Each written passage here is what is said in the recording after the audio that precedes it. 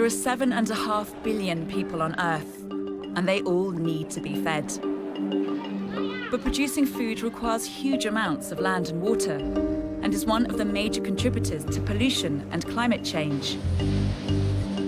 Half the planet's habitable surface is cultivated for crops, while forests are being cleared for industrial animal farming, and commercial fishing is emptying our seas of marine life. With a worldwide population predicted to grow to 10 billion by 2050, it's clear our planet can't keep up the pace. Something has to change. I'm Russell Beard on the east coast of the US, where a community of scientists, fishermen and foodies are redefining our relationship with the sea. And I'm Guillory Darabi in Holland, where scientists are racing to future-proof our planet against our love of meat.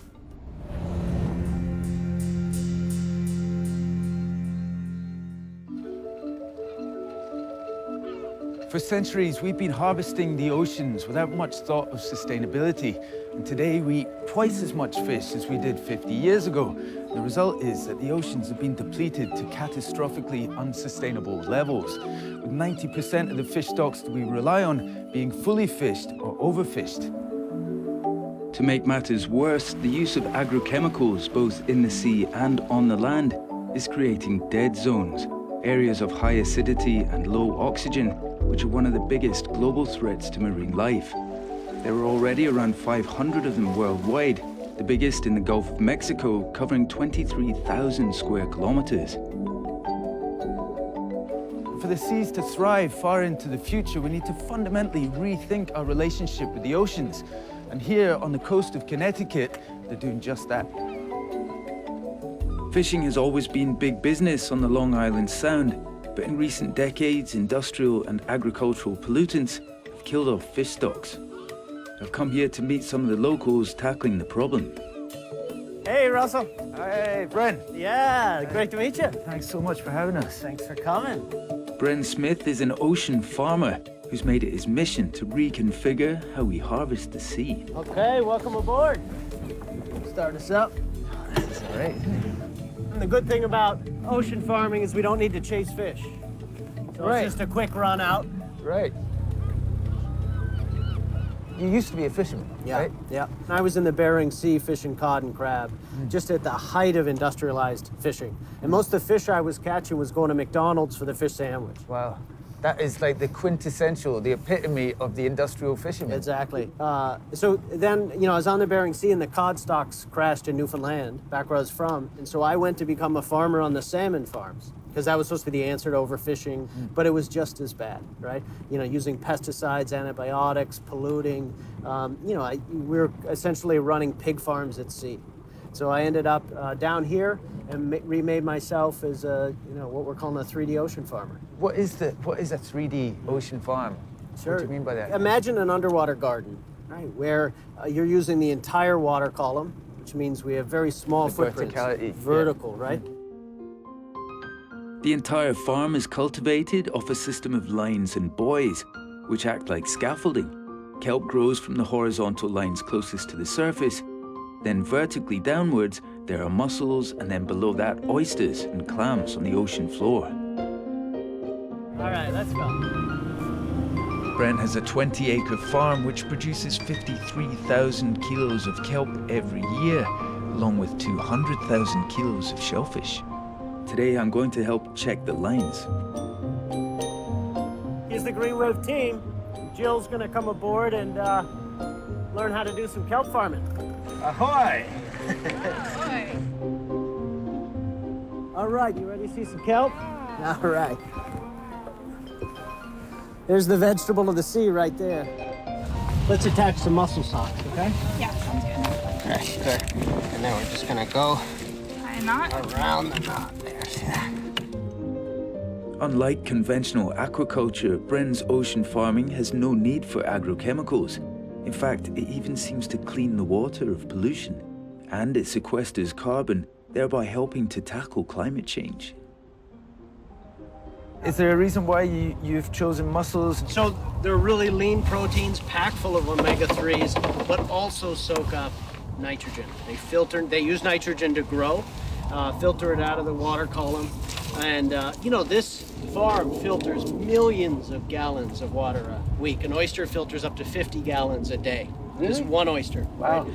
If you were to take a network of these farms totaling 5% of U.S. waters, you could remove the equivalent carbon output of over 1 million cars. What the kelp does is it reduces the acidification rate. It pulls so much carbon and nitrogen out that it changes the water quality. So we've done studies, and it's called the halo effect of the kelp actually working together with the oysters. Wow, that companion species. Exactly. Wow. You know, they're meant to be together. Wow. Oh, it's quite romantic when you think of it like that. Aw. Bren's claims are certainly intriguing, but can this system really help clear up dead zones and revitalize the seas? At the Seaweed Marine Biotechnology Lab at the University of Connecticut, Stamford, they've been studying just this question. This is proper science. Yes. What's going on in here? So we have a lot of the kelp microscopic stages growing right here. Dr. Simona Orgaid is leading the research. In some coastal estuaries like Long Island Sound, we have a lot of nutrient runoff, so from fertilizers or from wastewater treatment plants. A lot of those nutrients get concentrated into the water, and then they can cause problems like harmful algal blooms or, you know, hypoxic conditions. And so by growing seaweed, in addition to shellfish, we can uptake some of those nutrients and help clean up the waters. Basically. And the hypoxic, that's like low oxygen. Is that right? Yes, exactly. Which is not good. Right. Like for fish, exactly. Simona is going to show me how they use kelp to both monitor and clean the waters in the Sound. So the first thing we're going to do is we're going to take some of this harvested kelp that we pulled off the long lines, and we're going to grind it up in this little machine. Once pulverized, Simona can calculate the level of nitrogen in the kelp, which in turn helps her learn how much needs to be grown to clean the waters of pollutants. Based on that, then we can say, you know, based on that percentage, if we grow this much seaweed on this long of a line, then we're taking up that much nitrogen from the water. Information like this is vital for Bren, who uses it to determine how much kelp he has to cultivate in order to improve the water in his patch of the Sound. 3D farming proposes a close collaboration between fishermen and scientists, but that's not all. Yet another important partnership is happening on dry land. Toby Fisher is a farmer who recently started working with Bren. He used to use conventional fertilizer until 6 months ago when he switched to kelp. So this is where we're processing the kelp, turn it into fertilizer. Yeah, it has a nice smell to it. Wow, that's how you know it's the good stuff. So what is actually going on here? Like, why do you not just put it straight on the fields? The nutrients from the kelp will transfer over to the water, because you see the kelp just turns into like a goo. Yeah, right. And so all the nutrients leaches out into the liquid, and then we can use the liquid to fertilize. I'm not gonna get like some crab jump out. You never know.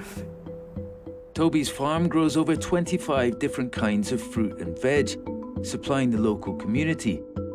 And it's this organic, plant-based fertilizer that he now uses on all his crops. This is kale. Can I try a little bit? Yeah. It's gonna ruin kale for you though, because you'll never taste kale that tastes that good again. Do you feel a kind of connection to the sea because of this operation? Most land-based farmers don't think about their actions and how they affect the sea.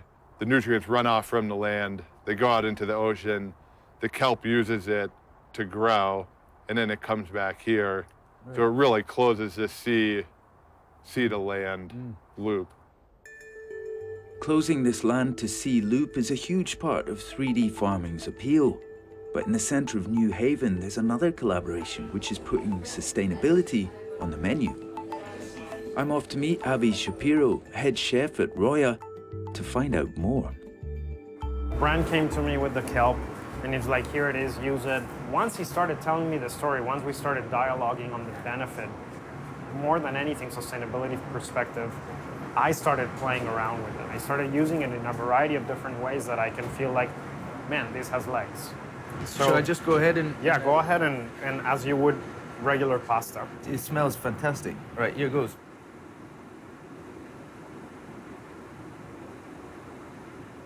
It's good. It is good. Yeah, it's good. We're going to actually see this kind of ocean farming have a significant impact on ocean cleanup, on climate change. You need to eat enough. We need to eat loads of this stuff. We need to get everybody eating it. You got to seduce the customer. If I seduce the customer to a way that people start asking for it, then let Brent figure out how to mass produce it. That's not my role. Your department, yeah. My goal is if they like it, I've done my bit. A change is afoot here in New Haven, and 3D farming is at the heart of it all. I mean, we've got to tell a story, and a hopeful story about the future, right? You know, it's all bad news about climate change and food insecurity, stuff like that. But I think out here we can say, hey, our oceans are a blank slate, and this is our chance to really build something new and build something from the bottom up that is sustainable, restorative, and doesn't make all the mistakes of industrial agriculture and industrial aquaculture. It's estimated that each week we lose an area the size of Manhattan as a result of intensive over-farming. Nearly 1/3 of the planet's land is severely degraded, and agriculture is largely to blame. If we don't act fast, the UN projects the world has only 60 years of harvests left. But there are glimmers of hope. Seemingly barren landscapes can hide an underground forest of living tree stumps, roots, and seeds. In Africa, a technique called farmer-managed natural regeneration is nurturing this hidden vegetation to bring fertility back to damaged land. Developed in Niger and now used by farmers across the continent, it uses restorative methods such as selective pruning and thinning of shrubs to stimulate rapid growth, leading to taller, stronger trees and healthier soils. Over-farmed lands once prone to soil erosion, desertification and drought are coming back to life. So far, around 70 million hectares of land have been revived, improving the food security and livelihoods of communities across Africa. The African Union has stipulated that a further 100 million hectares of degraded land must be restored by 2030. FMNR is one of the techniques being used to achieve this.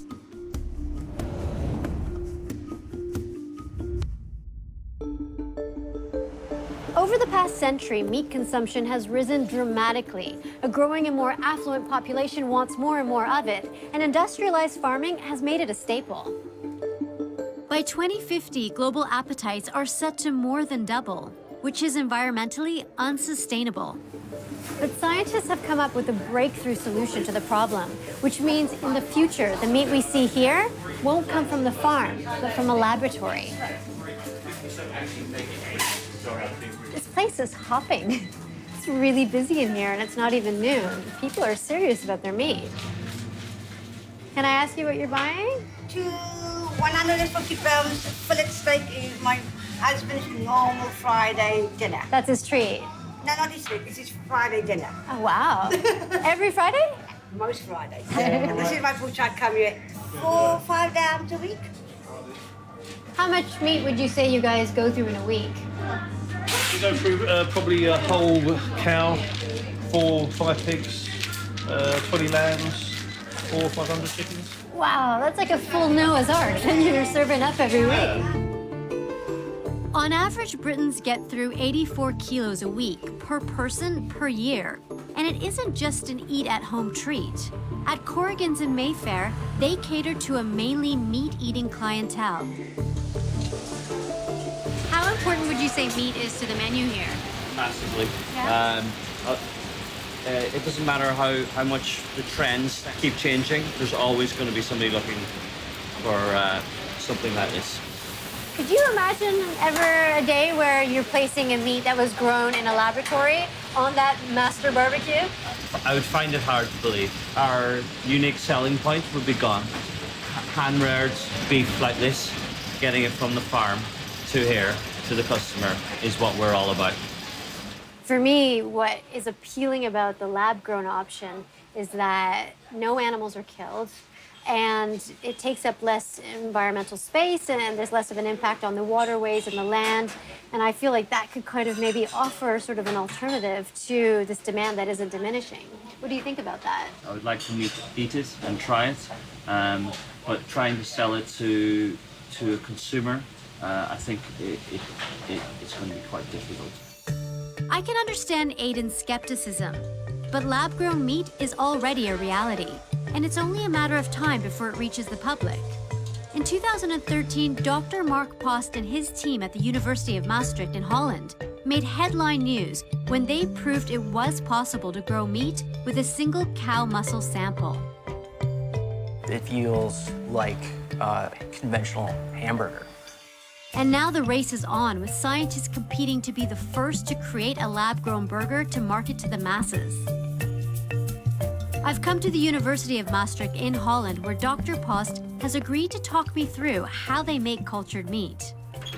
Hi, Morning. I'm Guillory. Hi, Mark. Pleased Welcome. to meet you. Mark and his colleagues are one of a number of teams around the world who are searching for a way to scale up production of lab-grown meat. If they succeed, the environmental impact could be enormous. Cows are ruminants. They have these funny multi-stomach things where they basically bacteria in their stomach ferment. And in that fermentation process, methane gets released. That's affecting global warming and the climate. And methane is actually a very powerful greenhouse gas. It's 20 times more powerful than CO2. So yeah, and livestock is accountable for 40% of all methane emission. The impact of farming cattle on climate change is so significant that some experts believe giving up beef reduces our carbon footprint more than giving up cars. But how do we get a hamburger from a test tube? So this is a small piece of muscle taken from with a biopsy, with a needle biopsy. This is taken half an hour ago from a cow. What's the next step then, once you do the extraction? So the stem cells in a muscle are just sitting there waiting to repair the tissue when it's injured. So if a muscle fiber is torn, then the stem cells come in and they start to proliferate and form a new muscle tissue. That's what they do in the body. So what we're doing right now is dissecting every single muscle fiber so that the stem cells kind of think, well, there's an injury here. We need to start coming out and start to proliferate. That helps them multiply, tricking them into thinking they need to repair a part of the body? Right, exactly. So out of this small extraction that we've taken, how many patties do you think we could grow? About 80,000. 80,000 burger patties, just from this bit of liquid? Right. That's unbelievable. The tissue is then placed into a blender before an enzyme is added to break it down even further into individual muscle fibers. So by maximizing how much you break down the tissue and encourage the cells to multiply, you're getting more product out of that bit of liquid. Right. Once broken down further and fed a special culturing solution, the cells are placed in an incubator. So the conditions in here are replicating the conditions inside the cow? Right, exactly. Temperature, oxygen, oxygen, CO2, everything that they need to grow. In the warmth, they will begin to multiply, and once there are enough cells, they're taken out and grouped together, where they automatically contract to form tissue. This is the moment I've been waiting for, actually seeing a tangible burger. Right. Well, a tiny one. A tiny piece of it. Yeah. Yeah. So this is the end result, where you have the individual fibers. So this is about 400 of those fibers. An entire hamburger is about 10,000. Yeah, I mean, that looks like minced meat to Right. me. That's absolutely mint, and grown purely in a lab. This is grown purely in a lab. Yeah. And this is pure meat. Though Mark and his colleagues have proved that the science works, the challenge for his team and others all around the world is producing cultured meat in a cost-effective way. I'm hoping Peter Verstraete, Mark's business partner, can offer some thoughts on who might be the first to get this product to supermarket shelves. Hi. Hi there. I'm Guillory. Welcome. Pleased to I'm meet Peter. you. Come in. Thanks. The initial breakthroughs really happened in the labs here, but the idea has really taken off in the US, in Silicon Valley, where all the tech startups are, and there seems to be a space race to get this product on the shelves. What's going on over there, and how does that compete with what's happening here? Well, to be honest, we don't exactly know what's going on there. We know that a lot of money, investment money, is going towards several companies. And they all sort of have the same tentative timing with respect to them going to the market as we have, being that in a couple of years, the first initial small introduction in the market of a product will happen. And who's going to be the first, we'll have to see. There's no question the future of meat will be different for all of us.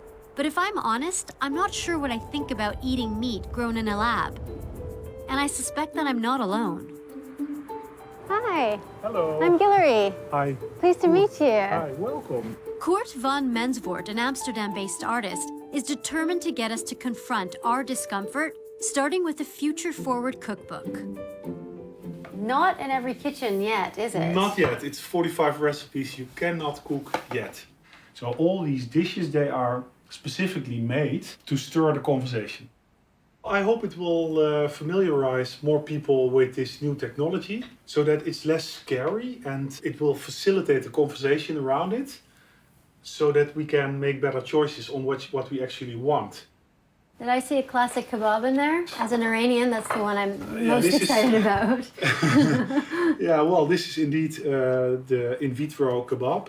It has its own bio-incubator, so basically this kebab will be growing infinitely. It's interesting when I think of the kebab and my culture. I mean, the slaughter of the animal and the preparation of the food, the whole ritual, is such a big part of different cultures. I think it might be really hard to sort of separate the two. Absolutely, yes. And we can only do it if we replace it with new kinds of rituals or behaviors that have new meaning as well. Kurt expects that within the next 10 years, we will all be confronted by lab-grown meat on our plates. In readiness of that, he's taking reservations at an unusual restaurant. Is this an actual restaurant that you go to, or is it an online one, or how does it work? It's called In Vitro Bistro. Right now it's only an online restaurant, and we serve food for thought, because we only take reservations from 2028. What you do is pick a starter, a main course, and a dessert. This one is for more Korean people. Whoa. Because in Korea there's this habit of eating live octopus. Oh. And this is something similar. But then completely synthetic, and it moves, but it doesn't have a central nervous system. It does not feel pain, and there it goes. Not for you, I believe. No. Yeah, from April we have room. April 2029. Maybe I'll book something for my birthday. Okay, I think your booking has been made. Cool. See you in 2029. Across the world, large-scale food production increases demands on natural resources and leads to habitat loss. But there are ways to reduce these effects. In Costa Rica, tree planting to create living fences is reversing the deforestation once caused by cattle ranching, absorbing CO2 and fixing the soil around the ranch. Whilst in Qatar, the mixing of a naturally occurring fungus with the local soil has enabled plants to absorb water more efficiently, reducing the pressure on scarce water supplies. And in Cameroon, instead of large monoculture cocoa plantations, farmers are planting a mixture of fruit trees, leaving natural forests intact, increasing diversity, and providing regular income.